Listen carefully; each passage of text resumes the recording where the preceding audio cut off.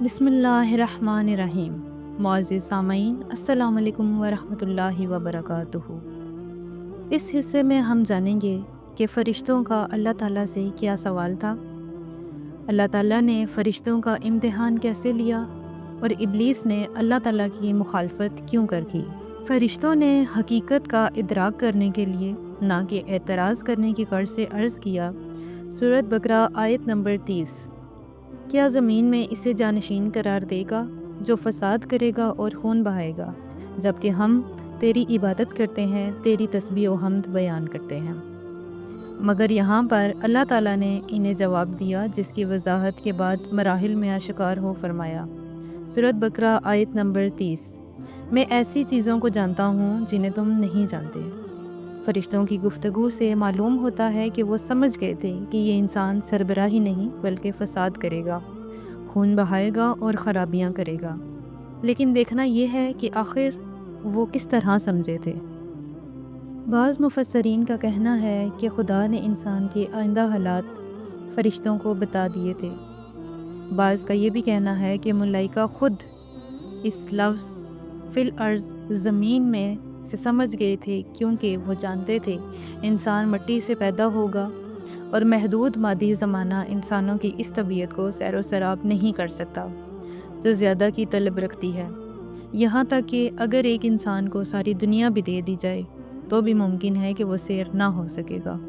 فرشتے سمجھتے تھے کہ اگر مقصد عبادت اور بندگی ہی ہے تو ہم ہمیشہ عبادت میں ڈوبے رہتے ہیں، لہٰذا سب سے زیادہ ہم ہی خلافت کے حقدار ہیں، لیکن وہ اس بات سے بے خبر تھے کہ ان کے وجود میں شہوت و غضب اور قسم قسم کی خواہشات موجود نہیں، جبکہ انسان کو میلانات اور شہوات نے گھیر رکھا ہے اور شیطان ہر طرف سے اسے وسوسے میں ڈالتا رہتا ہے، لہٰذا ان کی عبادت انسان کی اس عبادت سے بہت زیادہ فرق رکھتی ہے۔ انہیں کب معلوم تھا کہ اس آدم کی نسل سے حضرت ابراہیم، حضرت نوح، حضرت موسیٰ، حضرت عیسیٰ، حضرت محمد صلی اللہ علیہ وآلہ وسلم جیسے انبیاء اور ائمہ اہل بیت علیہ السلام جیسے معصوم اور ایسے صالح شہید مرد اور عورتیں عرصہ وجود میں قدم رکھیں گے جو پروانہ وار میں اپنے آپ کو خدا کی بارگاہ میں پیش کریں گے۔ ایسے افراد جن کی غور و فکر کی ایک گھڑی فرشتوں کی سالہ سال عبادت سے بہتر ہے۔ یہ بات قابل توجہ ہے کہ فرشتوں نے اپنی صفات کے بارے میں 3 چیزوں کا سہارا لیا: تسبیح، حمد اور تقدیس۔ در حقیقت وہ یہ کہنا چاہتے تھے کہ اگر ہدف صرف اطاعت اور بندگی ہے تو ہم سے زیادہ کوئی فرمانبردار نہیں۔ ان حقائق کو تفصیل سے ان کے سامنے واضح کرنے کے لیے خداوند عالم نے ان کی آزمائش کے لیے اقدام کیا تاکہ وہ خود اعتراف کریں کہ ان کے اور اولاد آدم کے درمیان زمین و آسمان کا فرق ہے۔ یہاں سے شروع ہوتا ہے فرشتوں کا امتحان۔ پروردگار کے لطف و کرم سے آدم علیہ السلام تمام حقائق سے واقف تھے۔ قرآن پاک کی سورۃ بقرہ آیت نمبر 31 میں ارشاد ہوا ہے، حضرت آدم علیہ السلام کو تمام اسماء عالم و وجود کے حقائق و اسرار کی تعلیم دی گئی۔ ایک حدیث میں ہے کہ حضرت امام صادق علیہ السلام سے اس آیت وَعَلَّمَ آدَمَ الْأَسْمَاءَ كُلَّهَا کے متعلق سوال ہوا تو آپ نے فرمایا، اسماء سے مراد زمینیں، پہاڑ، دریا اور وادیاں، غرض یہ کہ تمام موجودات تھے۔ اس کے بعد امام علیہ السلام نے اس فرش کی طرف نگاہ کی اور آپ کے نیچے بچھا ہوا تھا، اور فرمایا یہاں تک کہ یہ فرش بھی ان امور میں سے ہے کہ خدا نے جن کی آدم کو تعلیم دی۔ خداوند عالم نے آدم علیہ السلام کو اس علم کی تعلیم دی تاکہ وہ اس جہاں کی مادی اور روحانی نعمتوں سے بہرہ مند ہو سکیں۔ سورۃ بقرہ آیت نمبر 31 میں اللہ تعالیٰ نے فرشتوں سے ارشاد فرمایا، اگر سچ کہتے ہو تو ان اشیاء اور موجودات کے نام بتاؤ جنہیں دیکھ رہے ہو، اور ان کے اسرار و کیفیات کو بیان کرو۔ لیکن فرشتے جو اتنا علم نہ رکھتے تھے اس امتحان میں پیچھے رہ گئے، لہٰذا جواب میں کہنے لگے، خداوند تو منزہ ہے، تو نے ہمیں جو تعلیم دی ہم اس کے علاوہ کچھ نہیں جانتے، ہمیں نہیں معلوم، تو خود ہی علیم و حکیم ہے۔ اگر ہم نے اس سلسلے میں سوال کیا ہے تو یہ ہماری ناآگاہی کی بنا پر تھا، اور آدم کی اس عجیب قدرت سے بے خبر تھے جو ہمارے مقابلے میں بہت ہی بڑا امتیاز ہے۔ بے شک وہ تیری خلافت اور جانشینی کی اہلیت رکھتا ہے، جہاں ہستی کی سرزمین اس کے وجود کے بغیر ناقص تھی۔ اب حضرت آدم علیہ السلام کی باری آئی کہ وہ ملائکہ کے سامنے تمام موجودات کا نام لیں اور ان کے اسرار بیان کریں۔ خداوند عالم نے فرمایا، سورۃ بقرہ آیت نمبر 31، اے آدم، فرشتوں کو ان موجودات کے ناموں اور کاموں سے آگاہ کرو۔ جب آدم نے انہیں ان اسماء کے ناموں سے آگاہ کیا تو خداوند عالم نے فرمایا، کیا میں نے تمہیں بتایا نہیں تھا کہ میں آسمان اور زمین کے غیب سے واقف ہوں، اور تم جو کچھ ظاہر کرتے ہو اور چھپاتے ہو میں سب سے باخبر ہوں۔ ابلیس نے مخالفت کیوں کی؟ ہم جانتے ہیں کہ لفظ شیطان اس میں جنس ہے، جس میں پہلا شیطان اور دیگر تمام شیاطین شامل ہیں، لیکن ابلیس مخصوص نام ہے، اور یہ اسی شیطان کی طرف اشارہ ہے جس نے حضرت آدم علیہ السلام کو ورگلایا تھا۔ سورۃ کہف آیت نمبر 50 میں ہے، سب نے سجدہ کیا سوائے ابلیس کے جو جنوں میں سے تھا۔ قرآن کے مطابق ملائکہ کی نوع سے نہیں تھا، صرف ان کی صفوں میں رہتا تھا۔ وہ گروہ جن میں سے تھا، وہ ایک مادی مخلوق ہے۔ اس مخالفت کا سبب غرور و تکبر اور خاص تعصب تھا جو اس کی فکر پر مسلط تھا۔ وہ سوچتا تھا کہ میں آدم علیہ السلام سے بہتر ہوں، لہٰذا آدم علیہ السلام کو سجدہ کرنے کا حکم نہیں دیا جانا چاہیے، بلکہ آدم علیہ السلام کو سجدہ کرنا چاہیے اور اسے مسجود ہونا چاہیے۔ سورۃ اعراف آیت نمبر 12 میں ارشاد ربانی ہے، اس بات کا کیا سبب ہے کہ تو نے آدم کو سجدہ نہیں کیا اور میرے فرمان کو نظر انداز کر دیا ہے؟ اس بات پر ابلیس نے جواب دیا کہ میں اس سے بہتر ہوں، کیونکہ تو نے مجھے آگ سے پیدا کیا ہے اور آدم کو آب و گل سے۔ گویا اسے خیال تھا کہ آگ خاک سے بہتر اور افضل ہے۔ یہ ابلیس کی ایک بہت بڑی غلط فہمی تھی۔ شاید اسے غلط فہمی بھی نہ تھی، بلکہ جان بوجھ کر جھوٹ بول رہا تھا۔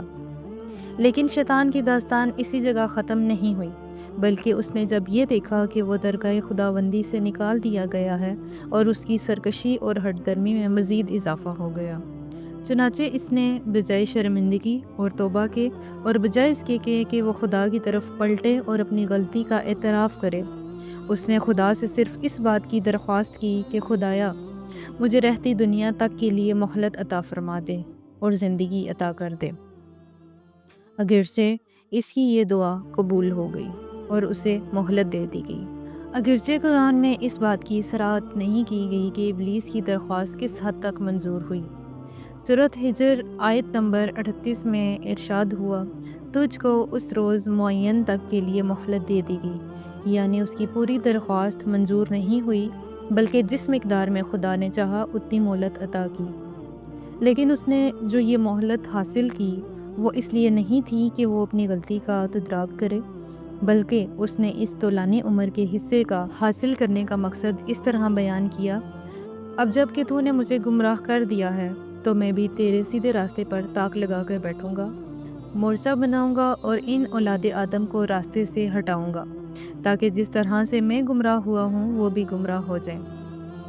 اس کے بعد شیطان نے اپنی بات کی مزید تائید و تاکید کے لیے یوں بولا، میں نہ صرف یہ کہ اپنے راستے پر اپنا مورچہ بناؤں گا، بلکہ ان کے سامنے سے، پیچھے سے، داہنی جانب سے اور بائیں جانب سے، گویا چاروں طرف سے ان کے پاس آؤں گا، جس کے نتیجے میں تو ان کی اکثریت کو شکر گزار نہ پائے گا۔ سورۃ اعراف آیت نمبر 16۔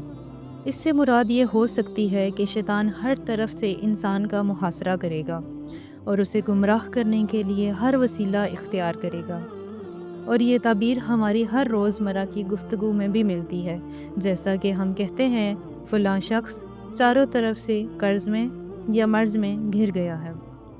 اوپر اور نیچے کا ذکر نہیں ہوا، اس وجہ سے یہ ہے کہ انسان کی زیادہ تر اور عموماً فعالیت ان چار طرف سے ہوتی ہے۔ لیکن ایک روایت جو امام محمد باقر علیہ السلام سے وارد ہوئی ہے، اس میں ان چاروں جہت کی ایک گہری تفسیر ملتی ہے۔